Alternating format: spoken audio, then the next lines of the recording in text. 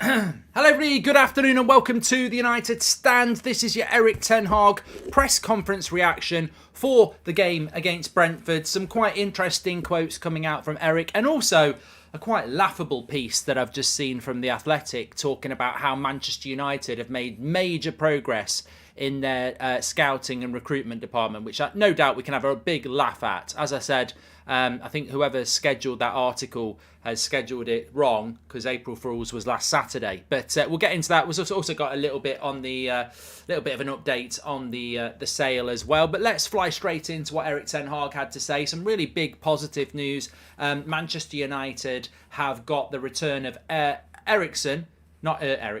Christian Eriksen and Aaron Wan-Bissaka, both in first team training today. Now we learn. Hopefully you learn by watching the show as well. There's different aspects of training when you've been injured. You can be at the end of the day, I've played the game.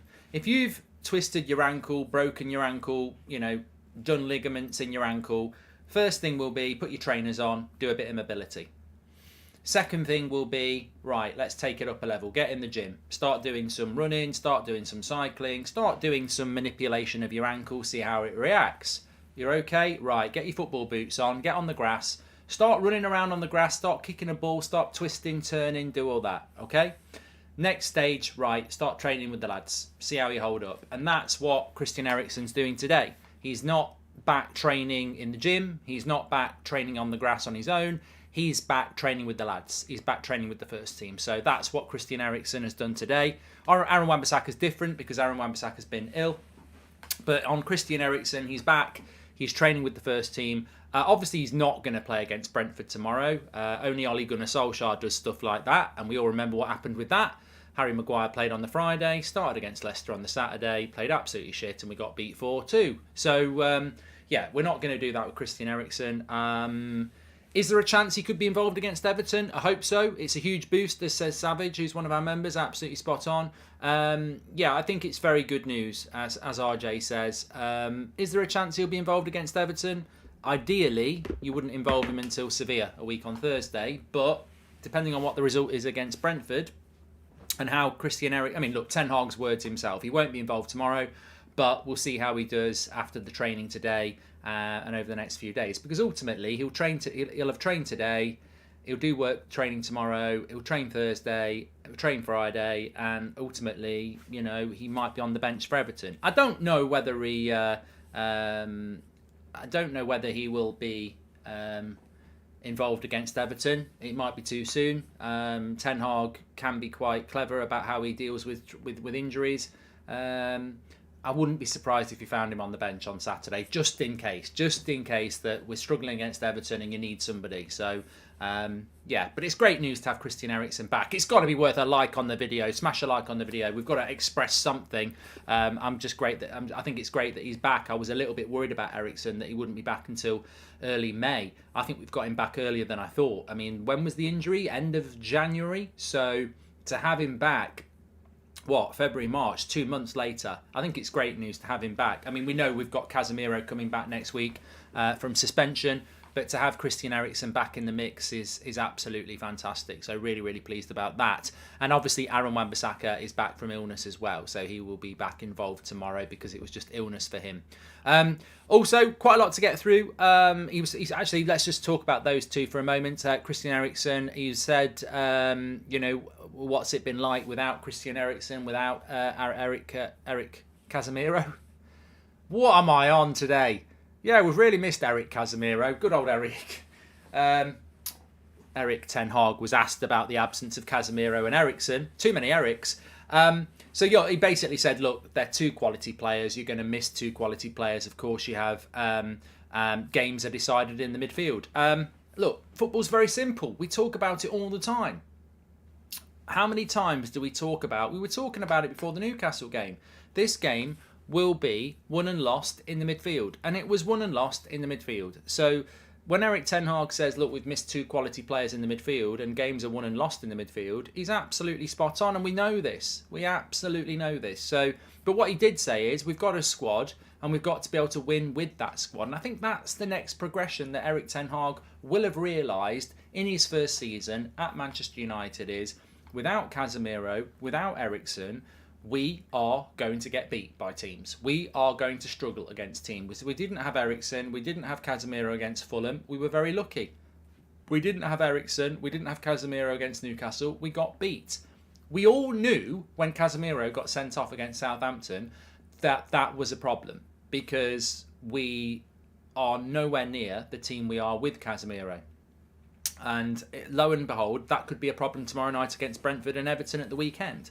So it is a problem for Manchester United, and it's a problem that Erik ten Hag will look at, because he's absolutely correct when he says, yes, Eriksen and Casemiro are two quality players that we miss, but we should be able to win without them.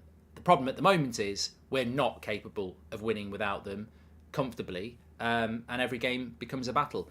And now that Eriksen's back as well, we've been talking about it on this channel for the whole 2 months. A lot of people in the media have picked up on it. Christian Eriksen is absolutely fundamental to Erik ten Hag's plans. No matter what you think about him, Christian Eriksen is massive for Manchester United and Erik ten Hag. He loves this player. He brought him into the team. He signed him last summer to play him. He didn't sign him to be a bench player. Some people thought he was going to be the replacement for Juan Mata, who was criminally underused in his time at Manchester United. Erik ten Hag brought Christian Eriksen on a free to start him every single game.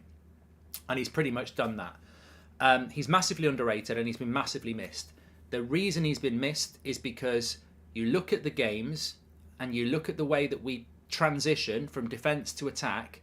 Christian Eriksen is the key to that. Casemiro is very, very good at it. He's took on a role that at Real Madrid he didn't really get appreciated for. The ability to transition from midfield to attack through Casemiro has been a really welcome bonus this season. But the person who does that is Christian Eriksen. Fred can't do it. McTominay can't do it.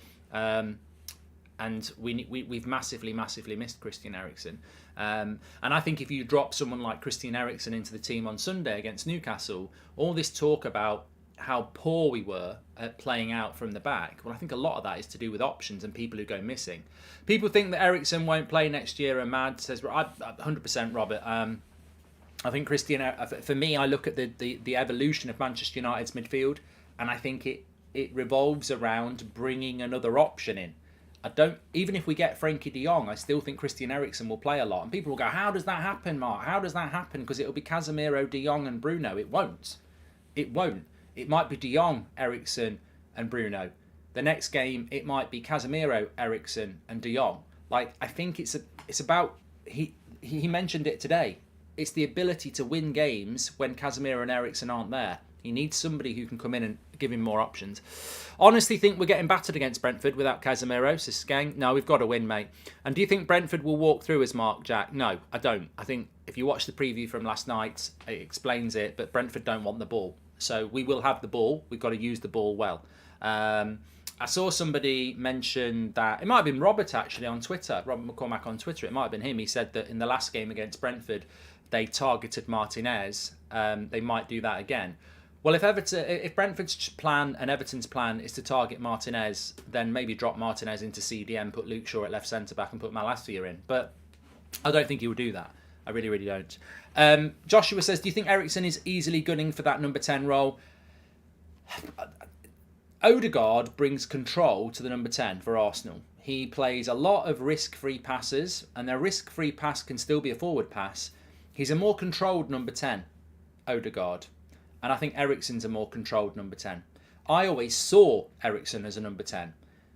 I think if we got de Jong and Casemiro, Bruno's position in that team becomes more under threat. I still think he'll find a place for Bruno, but I do think Eriksen could work as a 10. As he gets older, I think Eriksen is a 10. Casemiro, thank you very much. I always saw Eriksen as a number 10. And as he gets older, that he can't be box to box if you're Christian Eriksen. We saw it happen with Scholes. You've either got to sit or you've got to be a 10. But it'd be interesting to see. Anyway, it's an Erik ten Hag practice card. I appreciate all the questions. They're fantastic. Eric Casemiro is the newest member of the club. We've coined a new name. Casemiro's real name is Eric. It's not. Right, so there's loads to get through. Let's talk about the Newcastle game. So Erik ten Hag was asked about the Newcastle game. Look, I don't like what was said. I don't like this. He basically said, and he said it after the game, he said Newcastle wanted it more. It's evident in the stats based on how many tackles they won offensively and defensively. They wanted it more. We can't win if we don't challenge. I think it's really sad. I think that's really sad that Erik ten Hag has had to say that again 2 days after the loss. I don't accept that. I don't like that. It's honest from the manager, and you can only ask for honesty, but I don't like that in general. I don't like that the manager, a few weeks after Liverpool, is having to come out again and say that the players didn't want it. Look, I like listening to things. I like in relation to football, I like reading, I like consuming, I like forming my own ideas, and I like looking at the hidden meaning. And I think Ralph Rangnick was very good at this, and I think Ten Hag's very good at it as well. When a manager says the opposition wanted it more, do you just take those words and think, well, okay, the manager's saying that, or do you actually look at the deeper meaning? Should play Aaron Wan-Bissaka, teams attack Delo like St Maximin, says Henry. We'll talk about that in a minute. I think it's really sad that the manager has had to say it after the Newcastle game and again today that Newcastle wanted it more, because basically you're accusing your players of not working hard enough in a Manchester United shirt. And Snap says honesty and transparency is what needed. I've got no problem. And Woodsy says Dutch people say it as it is, Mark. It's refreshing. Look, I would rather that than what Solskjaer would say. We won the second half. No, we didn't. We drew the first half. I don't want that. I want the honesty. But the sadness is that we're still in a position where normally it would be us saying it. We'd be sat here going, those players ain't trying enough. They're a disgrace to the shirt. That's what we would normally say. The manager's saying it. They wanted it more. Newcastle wanted it more. In another set of words, our players can't be arsed. In another set of words, these players ain't fit to wear the shirt. They all mean the same thing in different variants. And that's the sad thing for me. Still, we're in a position where we've got players who just aren't. I mean, Ten Hag's accusing them of not putting the shift in. I just don't think they're good enough. But, you say tomato, he says tomato. I don't like it. I think it's really, really frustrating. And I think we've got so many things on our plate at the moment with the sale, the cups, top four. But I think it's really sad that we've got a manager basically accusing players of not working hard in a Man United shirt. It's not acceptable. And I suppose, our job then is to figure out who those players are. Well, look, a goalkeeper, we're not going down that road. I can't be bothered. We'll see what happens with that in the summer. The outfield players are the ones that have got to put the tackles in. That's what Ten Hag's talking about. Delo, I thought he put a lot of effort in. Luke Shaw, I don't think he was terrible. Martinez and Varane, I thought they were overrun. So you've got to wonder into that team. And I think, Rashford didn't put a shift in. Sancho didn't put a shift in. Weghorst puts a shift in but ain't good enough. Bruno had a poor game. McTominay was dreadful. Sabitzer was okay in the first half. I think you're talking about those six, really, aren't you? I actually think Anthony did put a shift in, but you can include him in as well. So he's basically, I don't think you can have a pop at the back four. I thought they were overrun. So it's the midfield and the attack. And, ultimately it's back at the midfield, isn't it? The midfield is where he needs to invest. Mark, what do you think about the comments from rival fans saying the only difference between Ollie and Erik ten Hag is Casemiro, says Tony Marshall? Well, what do you think about that? What do you think about that? I think rival fans will try and wind us up.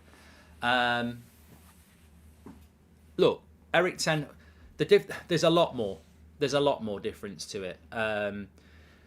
Look at the difference between Marcus Rashford, Delo, and every other player that's improved massively this season that probably could have been sold last year.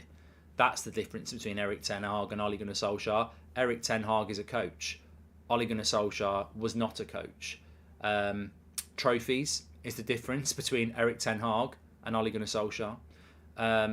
We've missed Casemiro for probably, I don't think he played the first 5 or 6 Premier League games, and he's missed another 7 suspended, so that's 13 games. I mean, if you do the maths, Casemiro's probably missed nearly 50% of our Premier League games. Be interested to know how many points we got in those games he didn't play, but we're third in the league, joint third. So look, I just think that rival fans will try and hit you with a stick to wind you up. If you think Ole Gunnar Solskjaer is on the same level as Erik ten Hag, I think that's the same as thinking, a lasagna's got beef in it and a lasagna's got shit in it. They're both brown, but it ain't lasagna. For me, I'm ecstatic with the season so far. I don't understand the criticism. This is where do my analogies come from? Even I've just gone, where is that? How do you do that with your head? You want to compare something, you talk about lasagna, you talk about brown, but yeah, okay. For me, I'm ecstatic with the season, says Sulai. I don't understand the criticism. This is his first season. I don't know what some of our expectations are, says Sulai. I mean, I don't mind the criticism. I said this last night. The criticism of Ten Hag is absolutely fine, because that means that the standards are going up. This time last season, lowest points tally, no trophy, back in the Europa League by the skin of our teeth. This season, fighting for the Champions League spots, still in the Europa League, still in the FA Cup, and we've won a Carabao Cup. If people are moaning, great, but the standards are going up, which is also great. I'm so sorry to say that Sancho needs to go. I've defended him all season, but he offers us nothing going forward. He's not a Ten Hag signing. It's time to go, says Chris. I don't think he's going anywhere this summer. Solskjaer was a prat, says Pat. Okay, let's move on. There's some cracking questions coming in, which I love, but there is a press conference to react to. So he was asked about whether there's any concerns that United have sort of fell off since the Carabao Cup, and he said, we played 60 minutes with 10 men against Southampton. We beat Fulham. I don't have any concerns. We know we can win in the Premier League. Mark, how's a red card 4-game suspension? Didn't it used to be 1 or 2 games banned, says Hasher. It's 3, but because it's his second red card of the season, they had an extra game on. Casemiro's back after the Everton game, John. So Ten Hag, basically playing down any concerns about the side. I mean, look, I think if Ten Hag was being absolutely honest, and we have got an update on Garnacho, Eric, we'll give you that in a minute. I think Eric Ten Hag is concerned, but I think if he could be completely honest, he would say, look, we're obviously not going to be as good when we haven't got Casemiro in the team. We've got to battle through the next 2 games and hope we can win. We all know that. Garnacho, saw a picture of him today in the gym. So going back to what happens with Eriksen, injured, can't do anything, into the gym, recuperation, onto grass, into team training. So maybe Garnacho could be 2-3 weeks away from a return, but I don't know whether he's going to be part of this World Cup under-20s, because if he is, he won't be playing in May anyway. But smash the like button for Eric Casemiro, says Lee Berman, one of our members. Thank you very much. Ten Hag was also asked about Graham Potter, saying that, project manager there, he's been sacked. What was his thoughts on that? He says you don't get any time in football. It's all about results. You go into that with your eyes open. The key is to progress whilst getting results as well, which is something I think Eric's done really, really well. He spoke about Luke Shaw's contract, and I'm very happy about it. He's a modern left back that can play left back and matches the standards that we want within the team. And apparently it wasn't Garnacho who was in the picture, so I've had that sent through to me. Apparently that's the case, so there we go. I don't know whether that's true. And Aaron Wan-Bissaka, he was speaking about the right backs. Obviously, we've been linked to Frimpong, so I think there was a bit of a question about that. And he basically said, look, when it comes to Wan-Bissaka and Dalot, who's number 1? It's very close. You can argue that Dalot is more creative and Wan-Bissaka is more defensive, but we've seen progression in both of those players. So really, you're looking at form, you're looking at the opposition, and you're looking at the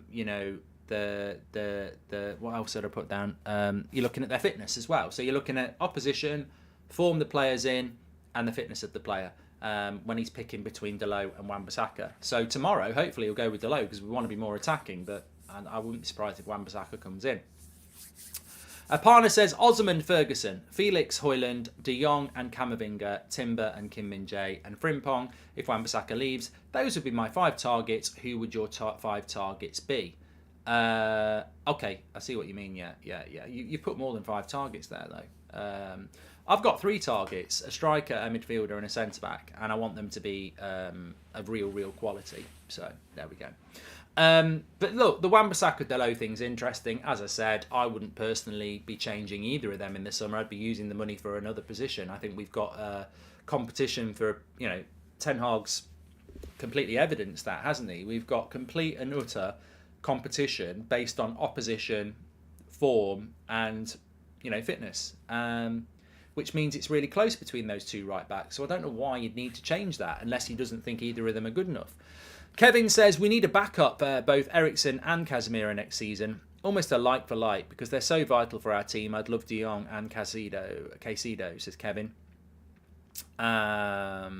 And Nick P says, I saw the reaction of your guests on Ben Foster's show when you said you didn't rate McTominay. What's everyone seeing that we don't? It's a mystery to me. Yeah, I did the football fill-in yesterday, and the two guests, Tom and Tubes, were like saying that they liked McTominay. I was stunned. I don't get it. I mean, hopefully somebody will buy him then, because I watch him every week. I just don't get it. I really don't get it. But, you know, everyone's got an opinion. Mark, do you think Maguire and McTominay start because of height, says Terp? I mean, you never know with Ten Hag. Maybe 3 games in 6 days, maybe Maguire gets to start in a game. I don't know. Can Varane play 3 games in 6 days? I don't know. You know, you do worry about what rotation there might be, because I think I think there's always a fear. Look, I think if Casemiro's not starting and McTominay and Maguire are starting and Weghorst, I'm really terrified. I'm really terrified. I know what team I'd pick tomorrow. We've got to try and win that game. Brentford, probably the harder game than Everton. But look, we've got to take 6 points from those 2 games. Absolutely, categorically got to take 6 points from those 2 games.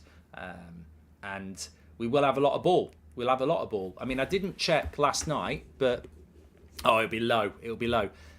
Brentford and Everton, in a lot of games, they're averaging around 30% possession, which means 70% possession for Man United in the next 2 games. You've got to get people who are good on the ball. I mean, like I said, I wish Jadon Sancho was playing well, because possession, he's probably one of the best slow possession players we've got. And what I mean by slow possession is that we're going to play 2 teams that are going to play part of the bus football. We're not going to get in behind them with pace. So Sancho, if he was actually playing well, would be very useful in these types of games. But yeah, I think we need to focus on our midfield more than up front, says Croaking. There's still a lot of problems with that team, which brings me on to something.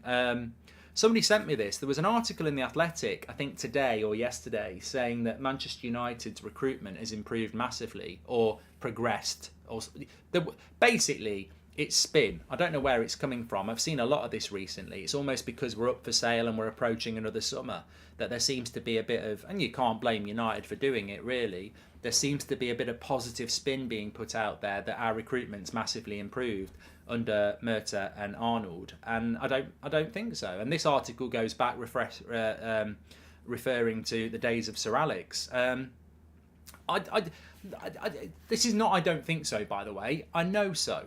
Man United's reputation in the world of transfers is that of a crap club.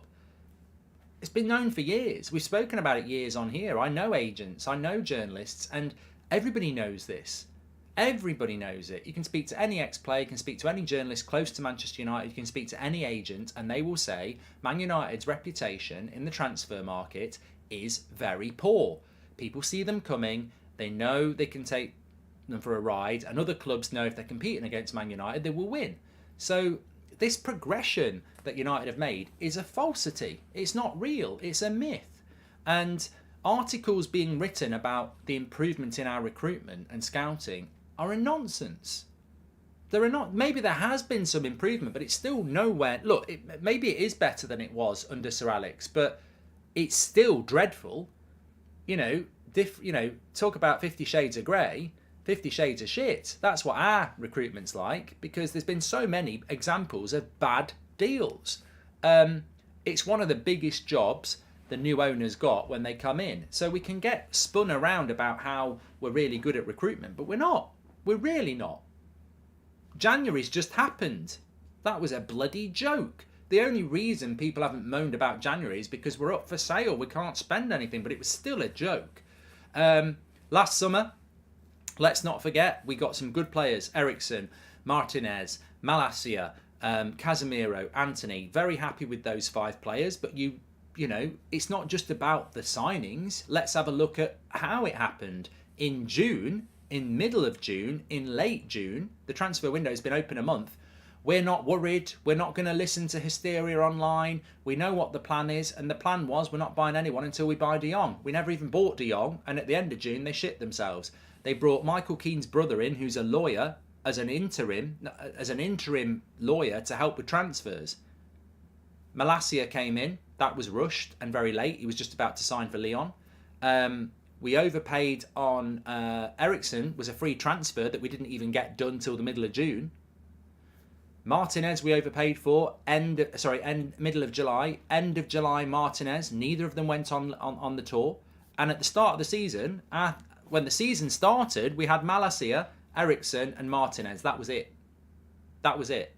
And then then we start negotiating with Arnautovic and Rabiot. And then the last 2 weeks of the window, we suddenly find 140 million to go and get Casemiro and Antony. It was a shit show last summer. That was a terrible summer transfer window, and we lived it. You know it. We all lived it. We ended up with good players. We lost the first 2 games of the season. We weren't prepared. We didn't take these players on tour. In some ways, people moaning about Erik ten Hag's season now, look at the preparation he had. It wasn't good. And that was because of the board and recruitment and the director of football. So we bought good players last summer, but the way we went about it was chaotic. So look, if they want to start being praised for bringing in and making a change in our recruitment, it's not about spinning an article out to an outlet. It's about actually doing it. So if Manchester United this summer took Harry Kane and De Jong and Kim Min-jae on tour to America, I'd go, that's improvement. That is evidential improvement. I might not be over the moon with some of the players, but it's still improvement. That's how you improve your recruitment. And that's what we're waiting to see. You can't put an article out there telling everybody you're really good at something when everyone knows you're not. And the best thing is the fans know you're not, but the industry know you're not. And the great thing about the modern game is, because of social media, journalists, agents, players, people in the industry are way more accessible, and then they're more than happy to discuss things. United's reputation in the transfer market is dreadful. Absolutely dreadful. Agents, players, other clubs see us as a joke. That's why Antony can go from £20,000 a week at Ajax to £200,000 a week at Man United. That's why Jadon Sancho can go from probably not very much at Dortmund to a rumoured 300k a week at Man United. Look, we want the players to do well, but don't think that them and their agents aren't part of this ripping United off. Everybody rips us off because we're crap. The players boost their wages ridiculously, the agents get big fees, and the clubs get ridiculous fees. The whole thing's a joke. I'm not big on stats, says Noah, but this is an interesting one. Open play goals, Man United have 27 and are 7th in the league, but top in counter-attack, cross third from bottom. I don't know what that one is, Noah, but those sort of things are interesting. If you can analyse a goal and look at the goals that you concede and look at the goals you score, I think that is interesting. As I said, I think that it's really interesting that Brentford are happy to operate with 30% of the ball, and yet they're in the top half of the table. Raving Jedi says the team's fine, it's just burnt out, and I think that's a great point. I really do think that's a great point. I do think that it's completely natural that this team is burnt out.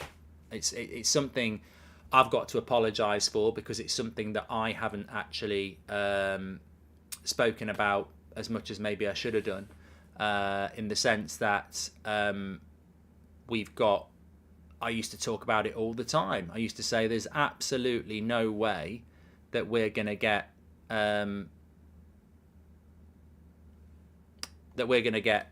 top 4, that we're not going to win anything because we're going to burn out. And we haven't burnt out. Erik ten Hag has somehow managed to get a squad that was very obviously going to burn out, not to burn out. But the next 7 weeks, what it's all about, isn't it? Fatigue, exactly. Ericsson's back in training, Eric. He will not be back playing tomorrow, but maybe be on the bench for Everton. There we go.